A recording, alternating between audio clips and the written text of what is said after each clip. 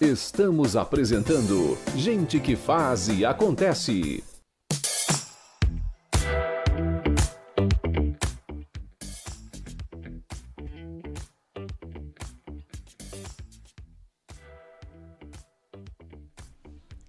Bom dia. Oi, de novo. Esqueci. Olá. Olá! Olá, pessoal. Nós estamos aqui para um programa especial, uma convidada também especial e faz parte da rádio. Tem muita coisa legal para falar e nós escolhemos o tema expressão literárias, né? Sentimentos. Vamos falar dos sentimentos, dessa coisa maravilhosa e que joga para cima, às vezes nos faz pensar sobre coisas que mexem com todo o nosso organismo. Eu queria fazer uma perguntinha, se tem alguém aí que escreve, que é escritor, você tem ritual para escrever? Porque tem escritores que precisam estar no silêncio total. Até eu tenho amizade com uma escritora que ela escreve só de madrugada, porque aí é quando está tudo em silêncio. Outros já escrevem no barzinho com a música, com todo aquele barulho de bar, pegam um papel e ali sai uma poesia. Então, para ver como cada pessoa reage e age de uma maneira diferente. Nós estamos aqui no programa Gente que Faz e Acontece, com duas escritoras, poetas, né? E a gente vai colocar hoje muito da nossa experiência. É até um programa piloto, sabe? Oi, Mara. Oi, Elô, boa tarde. Que alegria dividir de novo essa bancada, né? Isso é muito bom. E principalmente falar de alguma coisa que a gente ama. Porque escrever, para mim, eu sou apaixonada.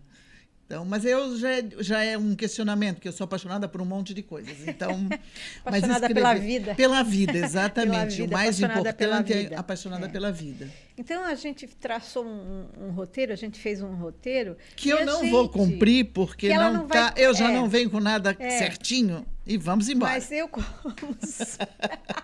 Então, assim, a gente... vamos tentar seguir, então? Sim, né? seguimos. Vamos tentar seguir. E cada uma dá a sua opinião a respeito daquilo que vai ser abordado, então. Com certeza, tá? Vamos indo. Então, olha assim, quando um escritor, Mara, qual é o teu posicionamento, o que tu pensas a respeito quando um escritor ele vai falar de alguém que ele amou e ama muito, mas a pessoa não está mais aqui nesse plano físico? Como é que é essa experiência? Isso mexe demais ou não mexe? O que pega aí? Pois então, antes de te responder isso, eu posso te contar só uma coisinha? Sim, vamos embora. Eu escrevo a hora que a minha intuição aponta que é a hora. Então, se eu estiver no barulho ou no silêncio, se eu estiver de manhã escutando um rock ou à noite que acordei, eu vou lá e escrevo. Sim. Então, eu não tenho limitação, porque eu vejo hoje assim, uma abertura muito grande para minha inspiração fluir a hora que for. Sim. Então, isso é um ponto principal, é a primeira coisa. Isso é muito bom. Eu acho isso fantástico, aprender a dar fantástico. Asas a essa intuição a hora que ela chega. Então, assim, o primeiro livro, a primeira ideia foi, eu passei por tudo isso e... mas a experiência vai ficar só para mim? E, assim, depois de tantas lutas, de tantas coisas difíceis, as situações, eu resolvi contar isso para alguém. E dizer assim, é possível, a gente vai lá embaixo e a gente sai dessa situação. E aí eu comecei a trazer toda a minha experiência vivida com a morte dos meus pais, principalmente da minha mãe, porque a diferença entre o meu pai e a minha mãe foram 15 anos. Sim, então, entre esses 15 anos da minha mãe, mais 7 com o meu pai. Então, foram 22 anos. E aí eu vou escrever. Mas o escrever estava em eu trazer todas aquelas memórias, que vem o que você vai me dizer, né? Trazer todas as memórias. Então, digo, tá, mas se eu estabeleci isso, se eu passei, eu já alcancei o meu limite de doer, de sentir, de... Então, o que eu fiz? Eu converti essa dor que já era passado em ensinar os outros a sobrevivê-la. Então, a emoção, ela não invadiu o teu texto? Ela não invadiu. Uhum. E aí, eu vou te falar assim, esse primeiro livro, ele foi escrito, assim, fui contando. E veio. E Fluiu, quando eu estava nesse caminho, às vezes, nossa, lembrava de uma situação, dava aquela passada assim de leve porque quando você volta a uma situação, existe algo que é a memória, né? E a memória, ela te leva àquela maneira, aquele dia que você viveu. Então, assim, dificuldades que eu passei, a minha memória ao escrever me levou a reviver aquela situação. Aí eu optei de, você está fazendo para ajudar, não para sentir dor novamente, que você já passou. Sim. E isso foi o que aconteceu. O meu objetivo era ensinar outras pessoas a passarem pela mesma dificuldade. Sim. E talvez, e isso eu digo, né, que se uma palavra do que eu escrevi já abriu uma porta, uma luz, uma fresta para outras pessoas a passar pelo mesmo, eu já estou contente. Já está contente. Então, a emoção veio, mas eu, nesse livro, soube administrar, coisa que eu não fiz em outro, tá? Tá, a visão de uma escritora, eu peguei aqui uma visão de uma escritora, né, uma autora, e ela coloca que algumas pessoas têm medo de exagerar no sentimento, na emoção e no excesso. Então, a essência fica um pouco prejudicada. É a tua visão? Você acha que não deve ter essa emoção toda? Eu acho que a gente tem, porque existe, eu não sei como é que funciona para outro escritor, eu vou contar a minha experiência como escritor. Eu coloquei tudo no papel, porque eu sou de escrever a lápis. Vocês já sabem que eu tenho caderno e eu escrevo tudo a lápis. Eu também. Eu acho que uma mania que eu tenho. Sim. E assim, eu não escrevo a caneta, eu escrevo a lápis, porque se eu precisar, eu apago. É mais fácil. Eu risco. Eu não tenho risco no meu caderno. Então, olha... Eu não tenho, porque eu escrevo, apago e volto. E o apagar, olha só, existe uma analogia muito legal aí, porque o apagar significa que você pode fazer diferente aquilo que você passou. Então, toda vez que eu apago, eu sempre trago comigo esse lembrete. As coisas podem ser ressignificadas. Legal. É uma dica. Tudo a ver com o meu livro, é uma dica. E aí, quando eu falo em essência, eu deixei toda a essência fluir no meu papel. Quando agora eu vou para o computador e eu vou escrever. Aí eu comecei a filtrar. Isso aqui é demais, isso aqui está doendo muito, isso aqui vai atingir o outro de uma maneira que vai afetá-lo negativamente. Então, eu comecei a pensar o que eu não deveria usar.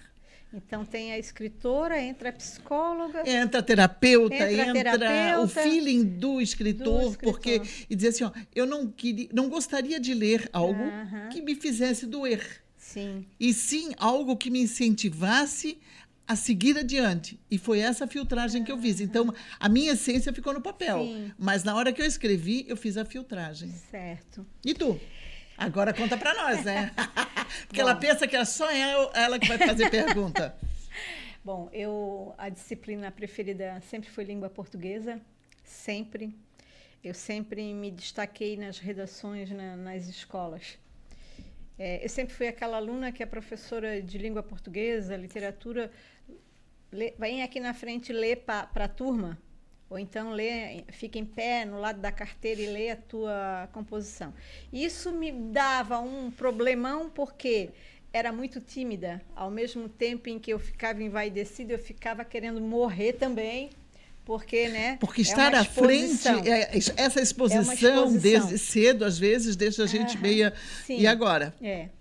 E eu escrevia, eu comecei a escrever nos 14 anos, aquelas poesiazinhas, e eu tenho até hoje o meu caderno de antologia. poesias, Eu tinha o meu caderno de antologia.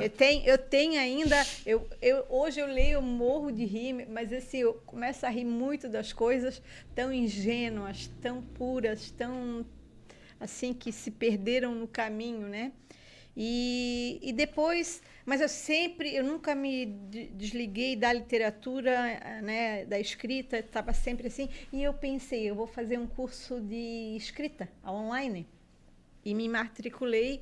A pessoa que fazia esse curso era de Recife. Uhum. E ela abriu uma sala, nós todos que fizemos a inscrição entramos numa sala, e a primeira pergunta foi: quem aí escreve em gaveta? Pronto, chegou lá. Pronto, eu cheguei, eu engaveto, eu nunca tive coragem de mostrar para ninguém, inclusive esse caderninho aí cheio de poesias que eu nunca mostrei para ninguém. Aí eu peguei, eu falei, eu tenho. Ela assim, mostra pra gente. E eu recuei, não. Aí ela assim, então mostra só para mim, manda só para mim, porque eu falei que eu tinha uma poesia, eu tinha uma história infantil que eu achava muito interessante, mas eu não conseguia mostrar para ninguém. E a proposta dela foi: mostra para mim, só para mim, eu vou te falar a verdade. Eu vou te falar, se não for bom, eu vou te dizer que não é bom. Se for bom, eu também vou te orientar. E eu mandei por e-mail para ela, e a resposta foi: é tão boa que tu tem que fazer o livro. Fazer circular. Tá? Se tu não quer fazer comigo, tudo bem, vai fazer com outra pessoa. E acrescentou: se você não fizer isso, você está deixando de oferecer uma coisa muito boa. Essa foi a concepção quando eu pensei em fazer o livro, ajudar o outro, mostrar que existe, que é possível. Sim. Tanta coisa é possível e a gente deixa guardado. Só para concluir, Mara, daí eu disse, não, já então, tu diz que é tão bom, tu que estás fazendo o curso, tens uma turma sobre o teu controle para esse curso e tu diz que é bom, então vou fazer contigo mesmo. Aquela história, né? Se tu diz, eu vou. Pode fazer como tu quiser. E então ela disse para mim, eu já sei quem eu vou convidar para ilustrar, que é uma ilustradora do Rio de Janeiro, e eu já sei quem vai fazer a diagramação do teu livro, que é o Caio Ramazaki, de São Paulo. E assim surgiu o meu primeiro livro, que é de história, que é a aventura da formiguinha Lica. Depois, eu já tinha várias poesias que eu também engavetei. Né? Saiu o meu segundo livro, que aí eu trouxe, que é esse aqui, que é Meus Zeus. Meus Zeus, o infinito, né? Meus Zeus, aqui é o símbolo do infinito. Sim. Poesias. Algumas pessoas começaram a me questionar. Meu Zeus, que coisa estranha. Parecia tão estranho para as pessoas, mas por que esse título? O que tu quer dizer com esse título de Meus Zeus, sabe? Então eu vou só ler aqui por que saiu esse livro, por que saiu esse título, tá? Meus Zeus.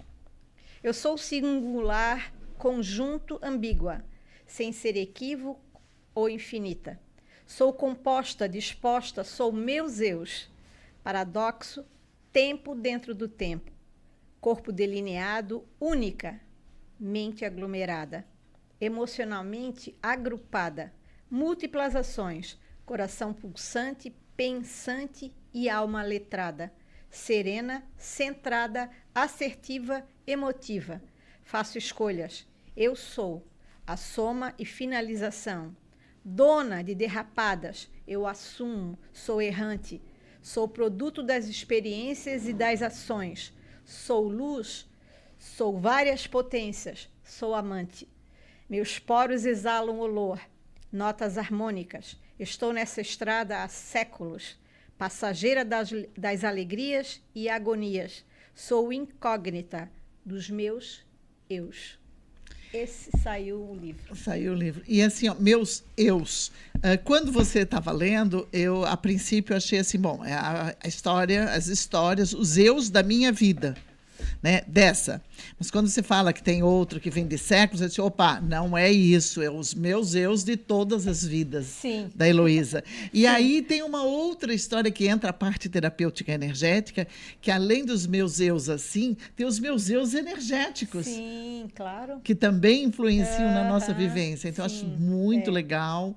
Eu acho, assim, a expressão exata da nossa essência, da nossa verdadeira essência. É uma profundidade tão grande, porque, assim, como tu colocou, não é dessa vida, são de várias vidas, mas nessa vida tem que pensar que eu não sou só a professora, que eu não sou só a mãe, que eu não sou só a poeta, que eu não sou só a escritora, que eu tenho múltiplas. E aí você tem aqui, né, os teus eus, e eu tenho aqui quem sou eu. Olha, que legal! Que legal! Eu tenho aqui quem sou eu. Se tu me permite, eu Sim, gostaria claro, de ler. sim. E eu digo assim, ó, eu sou a perfeição feita de pequenos pedaços de imperfeição. Sou feita da perfeição dos momentos perfeitos e imperfeitos. Sou o somatório de pedaços inteiros, mas também sou inteira aos pedaços, que foram unidos pela linha dourada, tênue da minha vida. Sou o resultado final e, por isso, não vou retirar alguma história ou deixá-la abandonada, porque todas elas serviram para moldar o ser que sou hoje. São elas que me compõem. Eu sou o somatório de tudo o que passei de bom e de ruim. Mas uma coisa é certa: foram as coisas ruins que me fortaleceram, que me deixaram mais segura para entender quem realmente eu sou, para dar os passos quando necessários, para ter coragem de dar esses passos. Essa sou eu, inteira e aos pedaços, unidos todos pelo fio de ouro da minha vida, perfeita na imperfeição do ser. Eu sou o resultado final. Eu sou perfeita. Olha, eu acho que lindo, é bem muito isso, lindo. né? Porque quando a gente toma consciência, né? Tem a consciência de que a gente é tudo que passamos, tudo que vivemos, bom e ruim, nós vamos somando os nossos eus. Sim.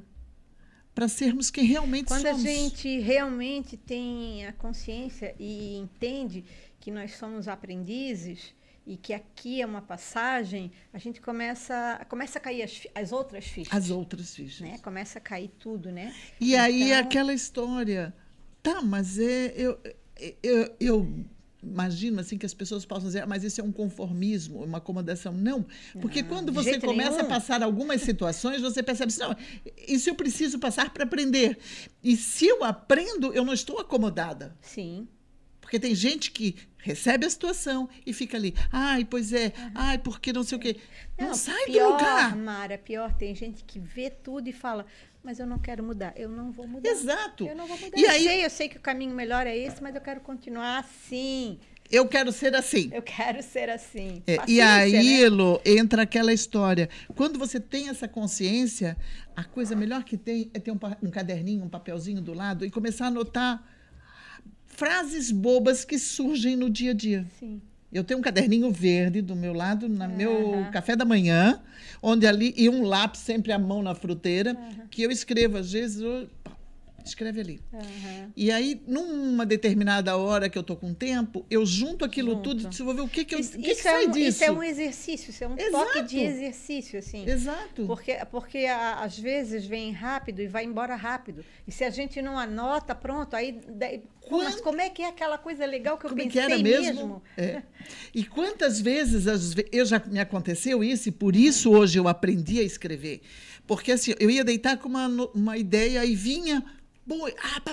Tava com preguiça de levantar. Preguiça de levantar, porque estava frio, uma chuvinha, uma coisa assim.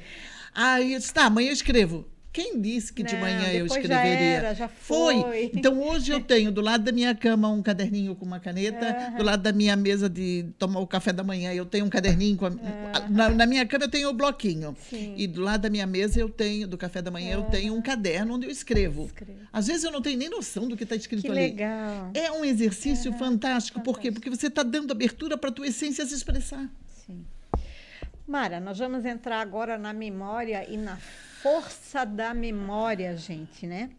A gente vai falar de matrizes, vamos falar de pessoas que formam o nosso caráter e que por isso mesmo fazem assim, se tatuam na nossa memória, né? É tipo uma tatuagem. A minha mãe está tatuada, eu não consigo pensar em mim sem deixar de pensar nela, porque foi ela que me deu apoio aos estudos, foi ela que, nesse ponto, assim, eu tive essa ajuda, né?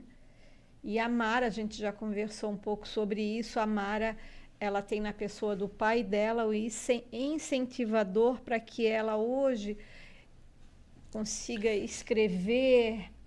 Sabe que eu escrevi um texto chamado A Menina Perguntadeira. E a pessoa que me fez ser a menina perguntadeira foi meu pai. Sabe? Porque, pai, como é que se escreve isso? Lá, ó, um dicionário vermelho, velho, grosso. Vai procurar. Vai lá. Aí eu lá procurava. Pai, agora eu já sei o que que é. Então, vamos o que que é, por que que é assim? E por que isso? Aí ele começava a me explicar, porque ele via que eu já tinha ido buscar. Isso eu tinha 8, 9, 10 anos. Minha mãe, por outro lado, dizia assim, filha, fica quieta, para um pouquinho de falar. Então, o meu referencial era meu pai, porque a minha mãe, se ela pudesse, ela dizia Olha assim, como as histórias, para um pouquinho. como as histórias são diferentes e cada um tem o seu caminhar, né? O meu pai me dizia, para que estudar? Não precisa, tu és mulher. Mulher não precisa estudar. É uma concepção. Mulher precisa saber cozinhar, costurar, bordar, pintar. Isso dizia minha mãe. Então, minha mãe dizia isso. Minha filha, vem cá, porque minha mãe era costureira aqui na cidade, todo mundo conheceu a dona Erna, né? Então, minha mãe dizia assim, minha filha, vem cá, pega essa agulha e vai fazer essa bainhazinha para mim. Eu tinha 10, 12 anos, eu já estava aprendendo a costurar. Aos 4, eu enfiei a agulha da máquina de costura no dedo. Que ela teve que torcer e tirar depois o dedinho da criança. Então, tá tudo tranquilo. Tá tudo tranquilo. E aí ela me ensinou a bordar, ela me ensinou a costurar, ela me ensinou o tricô. Então, toda essa parte foi a minha mãe. Mas o meu pai sempre, o bordão maior do meu pai para nós em casa era a melhor coisa que eu posso deixar para vocês é estudo. Então, mas o meu pai, ele falava isso para os meus irmãos, não para as filhas. Pois é, mas ele deixava para nós. Nós éramos em 4 e os 4 receberam essa mesma informação. Quem estudou? Meu irmão e eu. As outras 2 não quiseram estudar o suficiente. A minha irmã era professora, a minha mãe era professora. Minha mãe também foi. Né? Então, assim, a diferença, né? E, Mara, eu vou te falar a frase para vocês, para Mara, para vocês aqui, para o Manuel, o que a minha mãe sempre dizia, era como um mantra, era como sempre ela repetia isso, anda correto, ou eu mesma te entrego. E entregaria mesmo, ela falava direto para mim, para os meus irmãos, vocês andam correto, se vocês andarem correto, eu estou com vocês. Agora, se vocês fizerem qualquer coisa errada, não conte comigo e eu serei a primeira a denunciar. Eu seria a primeira a entregar. Mas isso é algo, Elo, que a gente não... Assim, a gente trouxe isso muito de casa, porque moral, ética, era algo muito forte antigamente. Forte em casa, né? Era realmente os pais que passavam, realmente. Só que aí nós vamos ter uma ressalva. Os pais daquela época, normalmente a mãe estava em casa e o pai trabalhava. Sim. Então tinha uma compensação ali. Hoje o que acontece? Pai e mãe trabalham fora a semana inteira, pau tem tempo. Mas aí a gente vai então discordar um pouquinho assim, ó. Bom, só para completar. E aí o que faz? Descarrega tudo na escola. Sim. Mas assim, Mara, pior, é porque tem mães que trabalharam 40 horas, né? Chegava em casa, ainda tinha a tarefa da Da casa. casa para fazer. Mas não descuidavam, elas davam conta. Não me pergunta como, mas Sim, elas davam mas nós estamos falando conta, de hoje, Elô. né? Hoje, o que você vê? Você vê isso ainda do mesmo Hoje, jeito? Hoje eu vejo assim, as mulheres estão no mercado de trabalho, é um direito delas, é um direito. Correto, perfeito, Tá, porque um eu também direito, trabalhava né? 8 horas Só por que dia. assim, não se pode esquecer, quando você opta por ser mãe, você tem que saber que você também tem outra obrigação. E né? é isso que eu Por vejo exemplo, um delay eu quero aí. reforçar, Mara, porque assim, eu sempre trabalhei fora 40 horas, né? E como professora do Estado, realmente o nosso salário não tinha como colocar alguém para fazer as coisas. Então, eu tinha jornada tripla. Eu Você tinha está falando com trabalho, alguém que também trabalhou no casa, Estado. casa, e tinha minha filha que eu tinha que orientar. Mas, Elô, tu não estás, Eu sei estás que mudou, trazendo o para tempo ti. mudou agora. A pergunta é, hoje, você vê a mesma coisa? Eu quero te dizer uma coisa, quando se tem vontade e se quer, Sem consegue. dúvida, sem dúvida. Quando se tem a vontade... Sem dúvida. Tendo 44 horas por semana. Eu, com o excesso de trabalho, eu consegui formar uma pessoa leitora. Eu consegui formar a leitura. Porque isso você incutiu. Sim. Você se dispôs a fazer. E olha a importância que é. Hoje, ela faz o mesmo com as filhas. Ela compra o livro, ela incentiva a leitura, ela senta e conversa. Porque o tempo, Heloísa, não é a quantidade de tempo, Não. é a qualidade do tempo qualidade. dispensado. É a- Se você pegar um sábado e for integral, é o suficiente. Trabalhou a semana inteira, não deu atenção porque é corrido, tudo bem. Então, eu acho que esse resgate é o que precisa ser feito ainda. Para leitura, porque nós hoje vemos, eu na época que eu dava aula na universidade, eu via muito já a escrita comida, né? E isso... Comida o que é? Comida é assim, por exemplo, qualquer era que quer. Abreviada. Abreviadas. Palavras Abreviada. comidas, né? Sim. E aí o que acontece? Pô, chega daqui a pouco, você não vai mais saber escrever. É. E esse é o resgate que eu acho que falta, sabe? É sentar e vamos mostrar e vamos ver como a gente pode fazer. E uma das coisas que eu acho fantástico é a história dos livros. Do livro de infância. Quem não tem a memória de um livro de infância que marcou a época de cada um? Eu tenho, assim, ó, 2 histórias, eu tenho 2 livros que eu vejo, se eu fecho os olhos, eu vejo o livro, a capa do livro, eu vejo aquilo ali. Sim. Então, eu acho que esse resgate está faltando. E aí tem os 2 lados, né?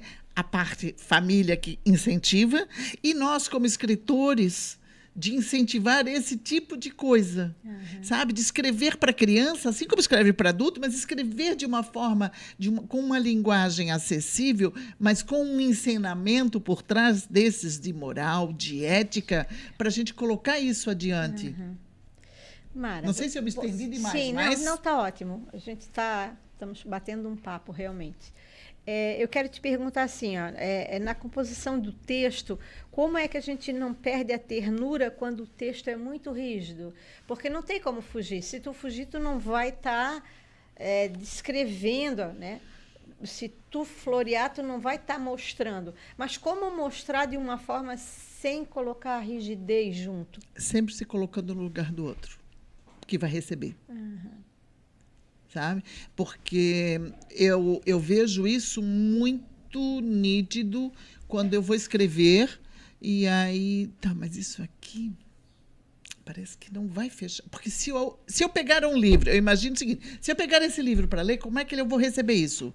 Eu estou contando eu estou contando com a minha sombra também. Mas quantas pessoas têm as sombras semelhantes de uma outra forma, mas semelhantes à minha? Então, eu cuido muito nisso. Quando eu vou botar a rigidez, porque às vezes eu digo assim, ó, não desperdice tempo. É firme isso. Né? Hoje ainda publiquei, não perca seu tempo, o tempo está passando, não perde tempo. O tempo urge, como diz. Então, assim, ó, é uma afirmação forte para a gente raciocinar. Né? E aí, isso eu coloco assim, tá, mas eu tenho que suavizar depois para... Então, quando eu boto uma rigidez, respondendo a complementação vem a rigidez, mas eu logo em seguida venho com alguma coisa que dê uma... um respiro para a pessoa entender por que daquela rigidez. Por quê? Muito bom. Mara, eu vou falar um pouquinho da minha mãe e já dou a palavra para ti novamente, tá? Assim, ó, a minha mãe, ela era uma pessoa... A minha mãe não está mais aqui nesse plano físico, infelizmente, né? Mas a minha mãe era uma mulher de fibra, de poucas palavras, muitas ações, muitos exemplos. Ela... Uma pessoa incrível, incrível. Mas eu tenho essa visão hoje, né? Então, assim... Quando eu era adolescente, é claro que eu incomodei um bocado. Hoje eu tenho essa visão e eu tenho essa clareza, né, do quanto ela foi importante na minha educação, porque a minha mãe ela era dura, ela era rígida, sabe? Vou dar um exemplo prático assim. Pô, na época adolescente a gente troca a roupa, né? Ah, tu fica uma semana com a minha, eu fico com a tua, pelo menos eu e a minha amiga, né? Minha amiguinha, né? E eu cheguei lá em casa com a jaquetinha da minha amiga e deixei a minha com ela pra gente trocar. Cheguei em casa e a minha mãe assim, de quem é isso aí? É da minha amiga. Pode voltar e devolver. Mas, mãe, não interessa. Pode voltar. Queres deixar a tua com ela? Podes deixar. Mas tu ficar com a dela, não. Tu queres o quê? Tu queres se aparecer? Tu queres mostrar o que tu não és? Pode ir lá devolver. Ela fez eu devolver, sabe? E tem, assim, várias outras coisas a mostrar, porque ela era rígida, ela dificilmente ria, e ela foi, com certeza, a mulher mais honesta que eu conheci, sabe? Então, assim, quando eu falo dela e eu estou começando a falar sobre ela, eu quero colocar isso de uma forma que não soe errado, nem que seja interpretado de uma forma errônea, porque ela teve 7 filhos, eu sou a caçula temporão, né? Me too. E fui bastante mimada, mas eu não conseguia ver na época. Eu estou tendo essa visão agora. Como eu posso escrever, Mara, um conselho teu da minha mãe sem botar tanta rigidez? Filtrar. É o que eu te falo. Se eu fosse escrever o meu livro Ressignificando o Luto, através das minhas experiências de dor, das minhas passagens, dos meus sentimentos, dos meus choros, dos meus desesperos, o livro não seria o que foi. Uhum. Então, a primeira coisa é filtrar. Filtrar, bota no papel, escreve tudo que a tua alma pede. Porque tem isso. E isso eu aprendi com as terapias. Quando você coloca aquela história de escrever o caderno, sabe? Uhum. O teu diário antigo. Sim. Eu acho que isso é fundamental. Porque aí eu fui botando Joguei ali fora o meu. tudo. Mas também o que tinha de certo e nosso, né? Coisa. Gente do céu. Mas eram as expressões da nossa alma. Então, bota todas as expressões ali. Dali você vai ver o que é que isso é possível eu contribuir para o outro. Sim. E aí, a partir desse momento, mas isso aqui era meu, isso aqui eu não preciso contar, isso aqui eu não preciso falar, não precisa ser dessa forma, eu posso falar isso aqui de outro jeito. Aí eu começo a mudar a escrita. Isso é treino. Mara, fala um pouquinho do teu pai pra gente. Mas não fala muito, fala pouquinho. Já deu? Eu sei que se tu falar, tu vai falar muito. Não, já falei sobre ele. Não, mas não tem nada não, assim, tem, uma coisa tem, específica, alguma coisa que te marcou. Não, assim, meu pai sempre foi origem alemã. Uhum. Meu pai dizia assim, meio-dia almoço. Entende? Se é 10 da noite em casa, 10 da noite em casa, né? E não saia disso. Então, quando você descreveu a sua mãe com rigidez, eu fiquei lembrando, nossa, ela está descrevendo meu pai. De uma outra forma, mas o meu pai, porque meu pai era assim. E também não era uma pessoa de muitos sorrisos. Às vezes eu chegava perto dele, ele dizia assim, sai, já vai começar com coisa, sai. Porque ele não sabia, hoje eu entendo isso, porque o Adolfo que eu conheci, Adolfo Graf, meu pai, ele não foi uma pessoa que recebeu de casa também. Então, como se ele não recebeu de casa, como é que ele ia dar pra gente isso? Mas, Mara, por que as pessoas falam tanto isso? O quê? De não receber, não dá, eu não recebi, mas eu dou a torta e a direito, amor e carinho. Querida, mas você aprendeu, a vida te ensinou isso. Mas naquela época, eles não tinham. E meu pai foi uma pessoa muito doente, então muito operado. Ele fez 11 cirurgias. Sim. Então sempre complicou. E aí, isso ele não sabia fazer. Mas ele tinha uma coisa. Ele tinha essa preocupação em deixar a gente com conhecimento. Então, sempre, tarefa feita, tarefa feita. Quer saber mais? Vai buscar. Sabe? Isso é o que me marca mais no meu pai. Se hoje eu fosse definir meu pai, eu diria que ele foi o homem que me ensinou a ser a escritora que eu sou. Olha que lindo, que legal. Isso é muito bom. Isso Falei é pouquinho muito hoje, bom. tá? Muito bom mesmo. Vamos escrever do que acalma ou do que mexe? Porque tem coisa que acalma, mas tem coisa que é calmante, é calma, mas mexe com gatilhos. Você acha que escrever mexe e acalma? Ou acalma? Não, eu acho que mexe e acalma. Tu acha que mexe e É acalma? acalma. Porque Tá. quando você tem um sentimento interno Aham. que você coloca no papel, aquilo já... Mas ele não pode ser gatilho, já que vamos falar agora com a terapeuta? Não pode ser um gatilho, porque Pode. de repente... Pode até ser um gatilho, mas se você tiver consciência daquilo ali que você está vivendo, você já vai resolver, vai melhorar. Então, quando você terminar, ele já te acalmou. Já te acalmou. Porque quando você escreve consciente do que está acontecendo, por exemplo, né? Por que determinadas cenas de filme, vamos botar isso, mexem tanto contigo? Que dá um desespero. E aí eu posso contar isso? Porque o filme também tem os sensoriais, né? Exato. E aí mexe contigo. Eu vou te contar uma coisa que eu não sei se eu já comentei, mas assim, ó, o meu livro, meu primeiro romance que eu terminei, quando eu terminei eram 2h15 da tarde, 2h30 da tarde. Aquele lindo, aquela coisa maravilhosa. Aquele romance divino, Ah, maravilhoso. Quando eu terminei, eram metade da tarde, 2 e pouco da tarde. Eu chorei até no outro dia quase. Até a hora de dormir eu chorei. De emoção. Porque ele mexeu comigo em alguma coisa que eu não descobri direito na hora. Mas por que eu tive essa reação de chorar? Foi porque eu terminei um livro só? Ou o que esse livro mexeu comigo interno? E aí veio a resposta. Claro, o livro mexeu comigo internamente.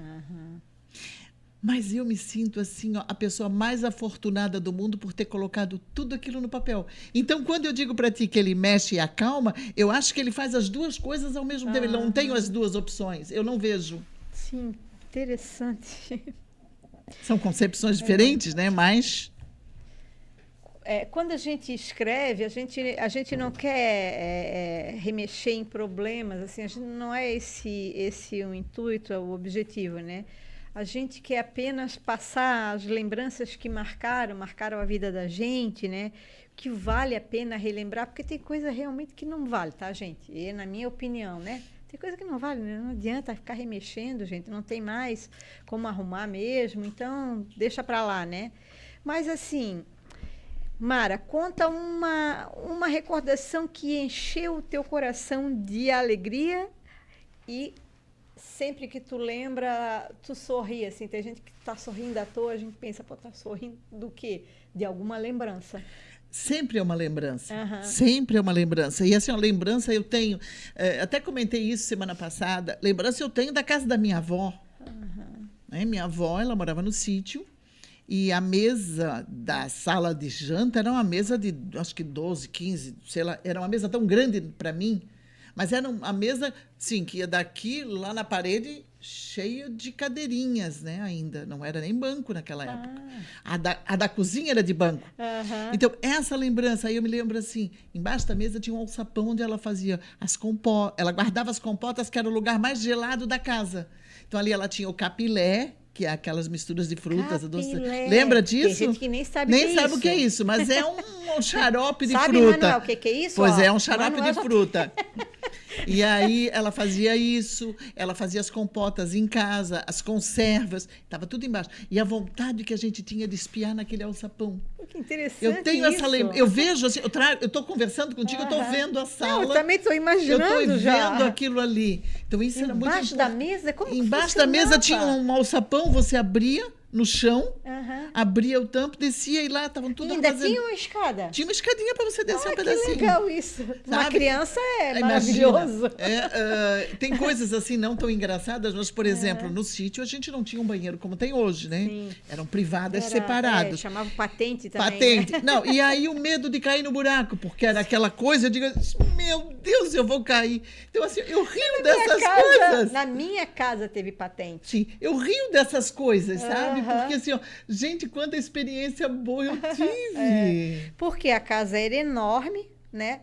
Eram o casal e mais 7 filhos e um banheiro na casa. Sim.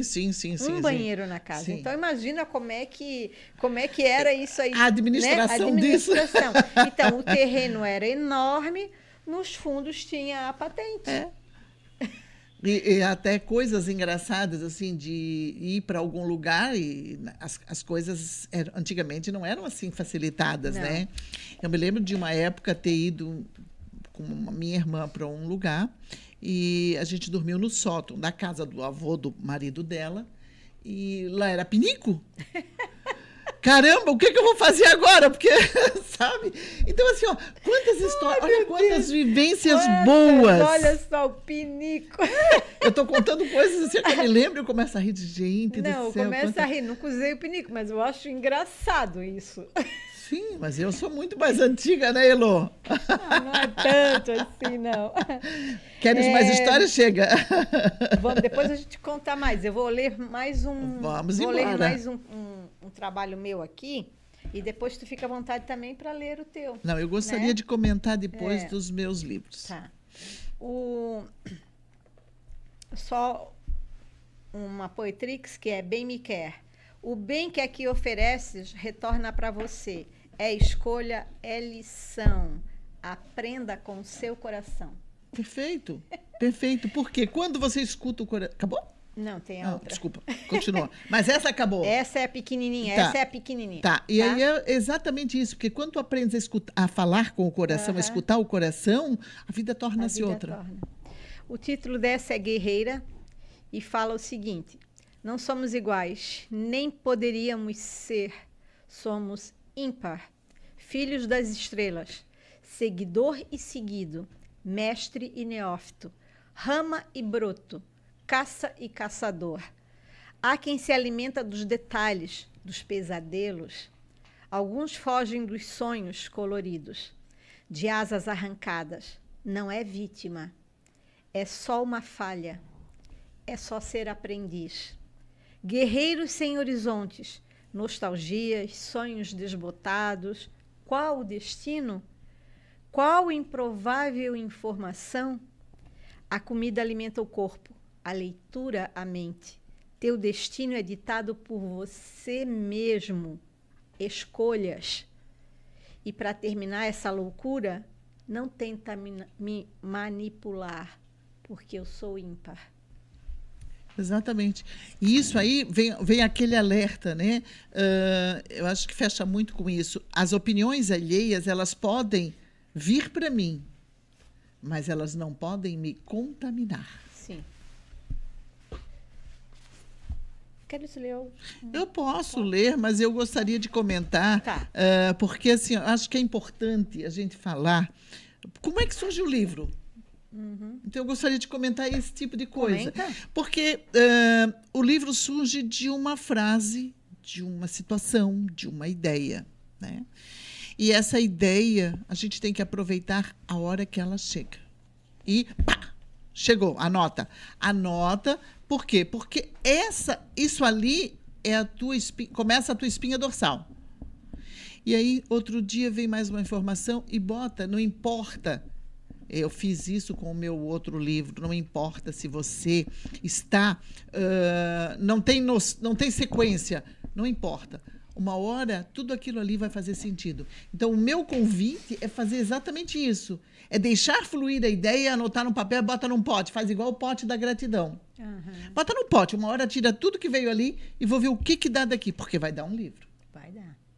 Tá? Foi assim que me surgiu o livro dos ditados populares, que a gente tem tanto no dia a dia e só repete, muitas vezes, sem analisar exatamente o que aquele ditado quer dizer. Por exemplo, diz-me com quem andas e te direi quem és. Se você se cerca de pessoas com boas energias, a sua energia mantém-se boa. Esse ditado é tão profundo, né? Então assim, são 27 ditados que eu fiz análise psicológica. Então, cada um tem a sua reflexão, né? Mais vale um pássaro na mão do que dois voando. Quantos ditados a gente tem? E que não se usa mais que não hoje. se usa, mas a mensagem é muito poderosa. Profunda. Mas é que hoje o problema é não saber interpretar. Mas a gente está recebendo tudo de mão beijada, tudo pronto. Eu tenho faz um ano, vai fazer um ano agora em setembro que eu instalei IA no meu computador para trabalhar, fazer as correções de texto, algumas coisas, imagens inclusive. Sim. E aí a minha briga é sempre a mesma. Fale corretamente, porque o coloquial fala comigo quando eu falo por áudio, o coloquial está faltando os R's, o conhecer tem acento e não tem o R. O que é isso? Então, isso emburrece. E eu digo para ela, você está me emburrecendo? Você acha que vai me emburrecer por isso? Não vai. Ou você faz direito ou eu não falo com você. Porque eu vou fazer o processo antigo. Interessantíssimo. Eu também estou trabalhando com IA. Algumas coisas precisam ser feitas, né? Principalmente as imagens que eu faço na publicação do jornal. Mas né? A minha me corrige. Não, o contrário. Não, e aí eu digo, às vezes eu brinco e digo assim, 2-1 para Mara. Verdade, Mara, você já me chamou a atenção uma vez e agora estou fazendo de novo. Não, a minha me corrige, ela faz a correção. E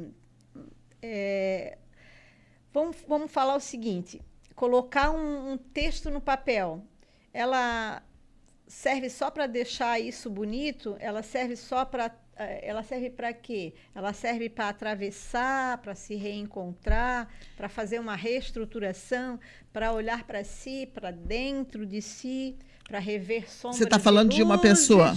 A pessoa que escreve? Eu estou dizendo do escritor, do trabalho, do texto, do objetivo. Quer colocar no papel só para ficar bonito, só para alguém ler e dizer, olha, que lindo, que bonito, parabéns, você escreveu bem. Mas dali não sai nenhuma lição, dali não sai nada, não se extrai outra coisa a não ser a beleza literária. A beleza literária. E aí é aquela história. Quando eu faço uma poesia, por exemplo, ela tem que falar o meu idioma. Então, quando ela vem muito rebuscada, ela vem com muita coisa, isso aí não é meu, porque eu não assino aquilo que está ali. Por quê? Porque não me representa. Então, hoje, eu digo assim, as pessoas que querem escrever, primeiro, comecem escrevendo aquilo que realmente representa. Sim. Ser verdadeiro. E isso é algo fantástico, porque quando você é verdadeiro, a vida fica diferente, fica muito mais leve. Você não tem que se preocupar em manter alguma aparência. Então, tudo que eu escrevo, eu boto exatamente aquilo que eu estou sentindo. Quando eu falo, quando eu escrevo, quando eu me comunico, daqui. Eu tenho uma sequência, e o Manuel sabe que às vezes eu venho com uma sequência e eu nem sigo a sequência. Por quê? Porque aquilo vai vindo e aquilo ali, o meu sentimento vai expressando. Então, toda vez que eu faço isso, eu estou me curando. A opção do ser humano é a seguinte, você pode escrever bonito, ou você pode escrever bonito com sentido e se curar de algumas coisas. Porque toda vez que você coloca no papel alguma situação, um sentimento, você está expressando o que você tem dentro.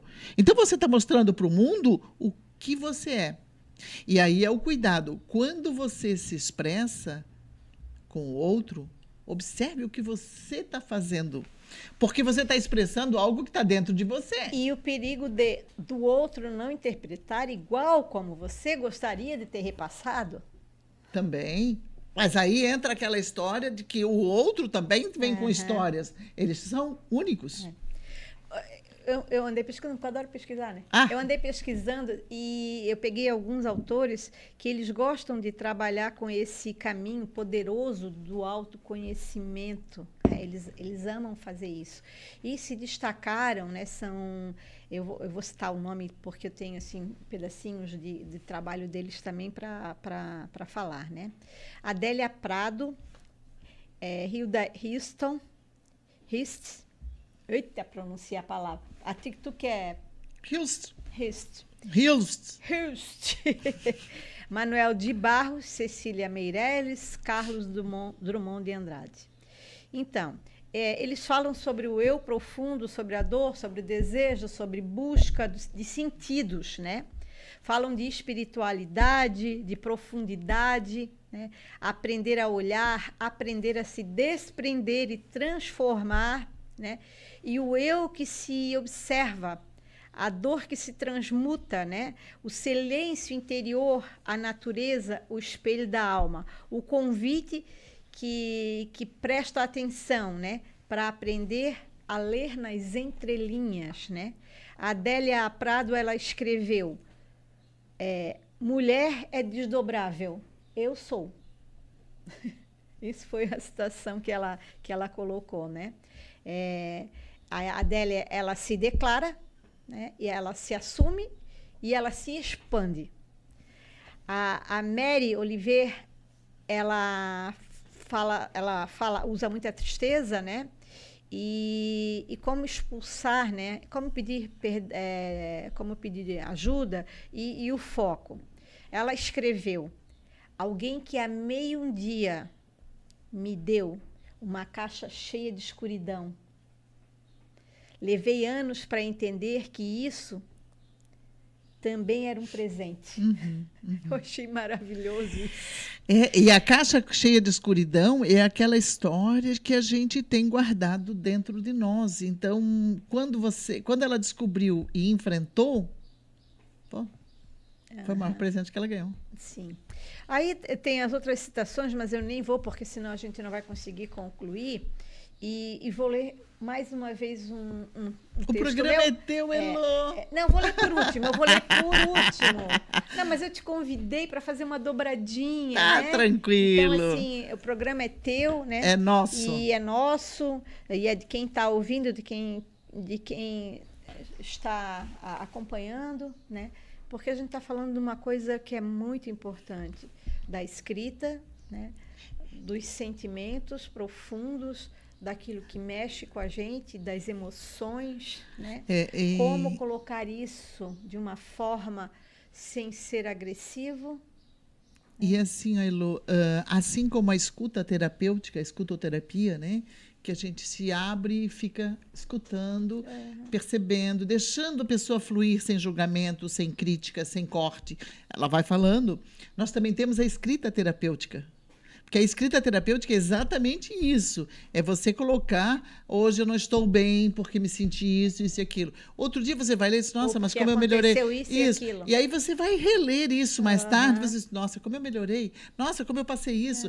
Poxa, sobrevivi a isso. Poxa, como eu potencializei. Exato. Então, os bons, sempre, a gente precisa sempre perceber o que foi benéfico e o que foi que a gente denomina não benéfico no dia nosso. Porque esse não benéfico vai ser aquilo que vai fazer você crescer. Por isso que eu disse, os ruins é que me deixaram mais fortes, mais corajosa, com mais vontade. Uma coisa comum, corriqueira, é uma coisa que a gente já ouviu várias vezes, mas eu acho que cabe assim, ó. Às vezes o mal a gente faz uma tempestade num copo d'água, né? Aconteceu uma coisa, um exemplo assim, perdi o avião. Ai, meu Deus, eu perdi o compromisso. Aí o avião caiu. Lá na frente a notícia é que aquele avião caiu. Como, né? Como que a pessoa, de repente, né? Pô, graças a Deus que caiu. Mas olha só, né? Então, olha só. Primeiro passou todo o perrengue. Sim, reclamou. Para depois descobrir que, nossa, foi um livramento até. Foi um livramento. Então, por isso, calma. Por isso, raciocine, não deu certo agora para dar depois. Sempre sempre haverá, foi um tema do nosso programa aqui, sempre haverá uma luz no fim do túnel. Sempre. Tu achas?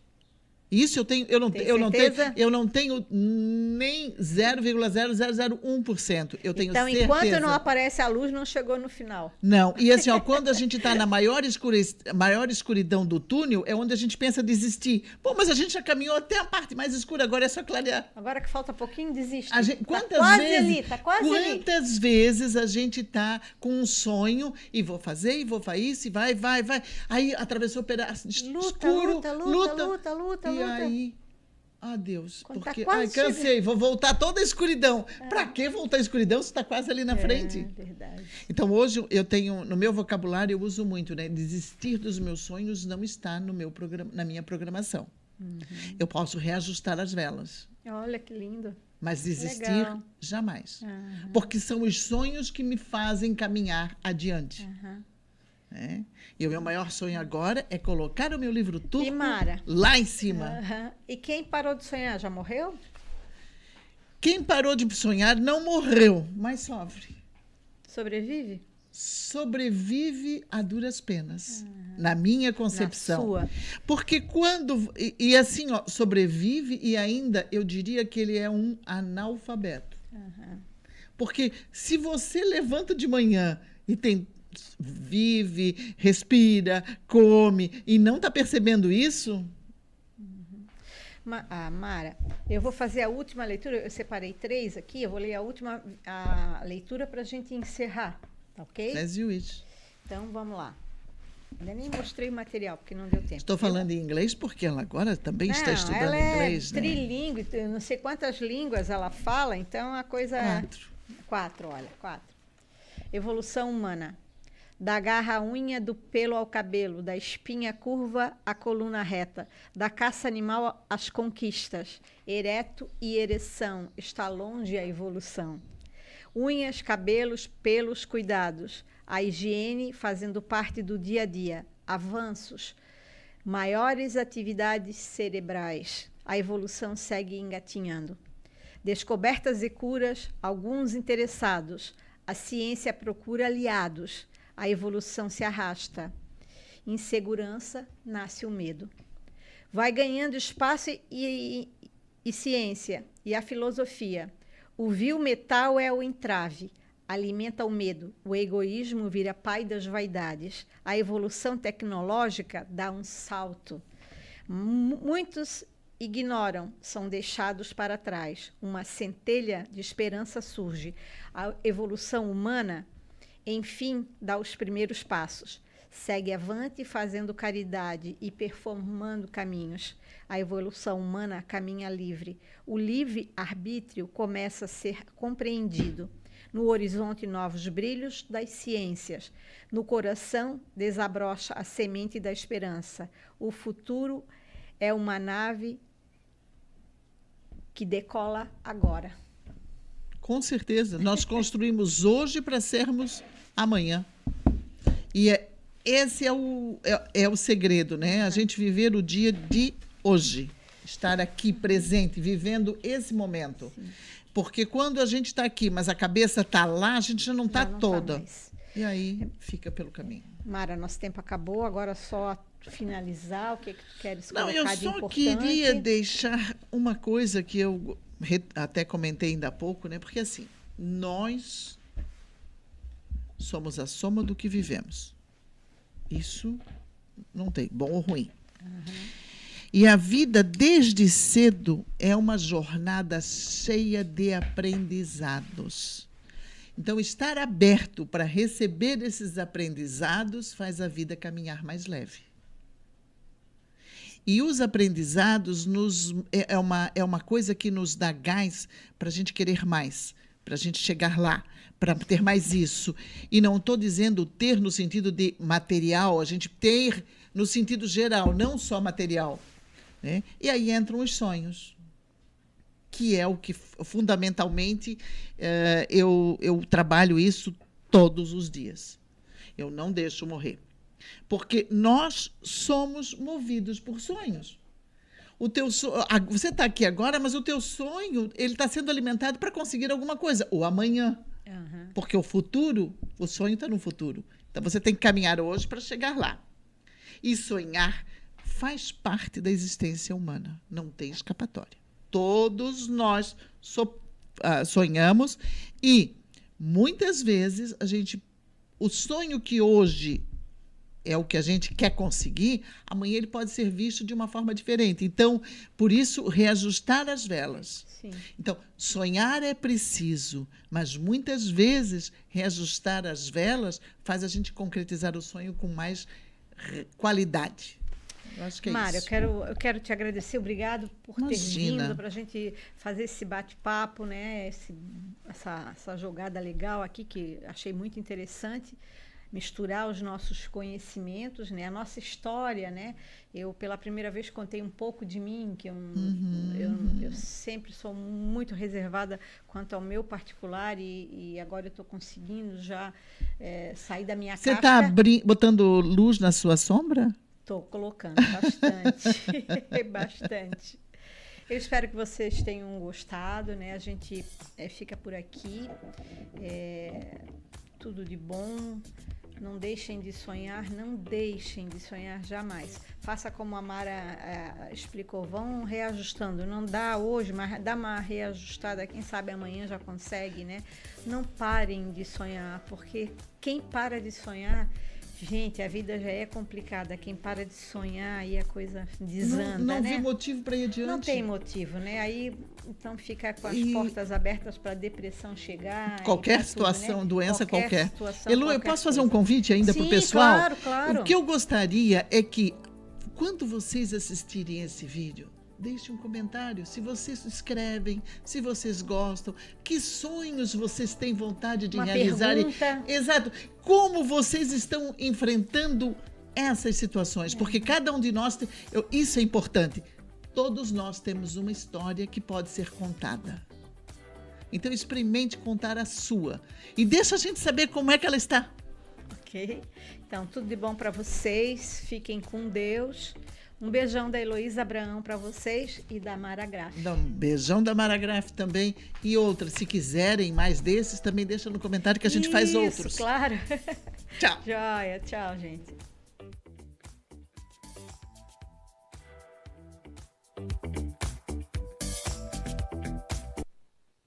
Você ouviu o programa Gente que Faz e Acontece com Heloísa.